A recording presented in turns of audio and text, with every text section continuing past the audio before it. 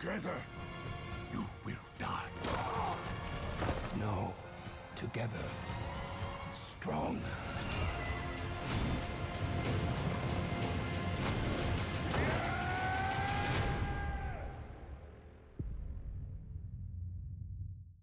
Visually, Kingdom of the Planet of the Apes is one of the most impressive movies I've ever seen. So I was curious to know, how was it on the set with you guys, and what was your reaction when you first saw the complete version?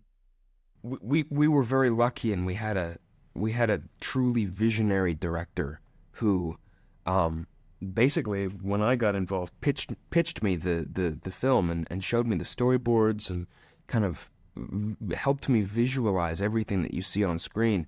And that's the movie that he made. The first time I saw the cut of the film, I was like, oh, this is what's lived in my head and Wes's head for a year and a half, you know. So it was stunning to me to see that, but also not, because that was what I had imagined. I don't know what. Yeah, it was like watching it was just like going into Wes's brain. Yeah. You know, he really had printed that on the screen, and Yeah. and it made me feel happy for him as well. Yeah. So, Owen, I remember Mark Ruffalo once said, when he first did the Avengers as the Hulk, that it was very difficult for him not to be self-conscious when wearing the mocap suit. So, how was it for you to get used to it? You know, it wasn't that hard. It's weird at first because, you know, you're wearing this suit and you have a camera strapped to your head and you're in a helmet and, you know, you're covered in dots. But after about 2 days of working in that, you forget that it's there. You kind of get used to the weight of the camera. In terms of being self-conscious, I was never really thinking about that, just because I have no shame as a human being. I've done far weirder things than wear a motion capture suit.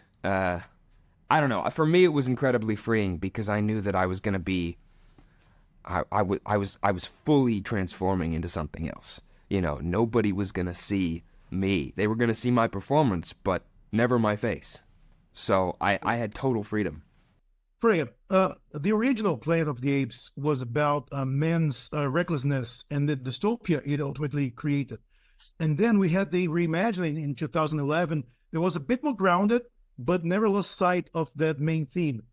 And now we have an ape-ruled world, and we're still making the same mistakes. So my question is, are we ultimately doomed to fail? Yeah, pretty much. Yeah. Hate to break it to you, but yes, we are. Full stop. That's not very comforting, but that's great. So, Planet of the Apes is an IP and it's part of a franchise, but still is as meaningful and rich as any artistic endeavor. So, do you guys think a brand can be creative and challenging? I mean, how hard it is to come across a script that is thoughtful and provocative and also action-filled? Difficult. It's really rare. It's really rare. I remember reading this for the first time and being like, wow, this is genius, and also a big blockbuster spectacle, but also really, really deep. I think it can be. I mean, I don't know. I have kind of a maybe optimistic view of people, but I think that they actually want to be challenged. I think that people want to see things that are going to make them think and going to make them question. You know, I think we've become very scared to you know, introduce new ideas and make people question what they know, you know. But I think in their hearts, you know, we all kind of desire that. It's what gives life meaning. Okay. So I'd like to talk a bit about our bad guys, so to speak. I see both the amazing Kevin Durant and William H. Macy as different sides of the same coin, the power-hungry one and the submissive one. So Yeah.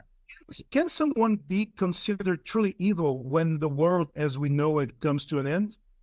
Well, I don't consider anyone evil in this film. Yeah. I don't. I think that is what's so like obviously within the context of the story, and we're initially connecting to Noah, and he's placed in that position within the film, but if you actually unpack it, he's not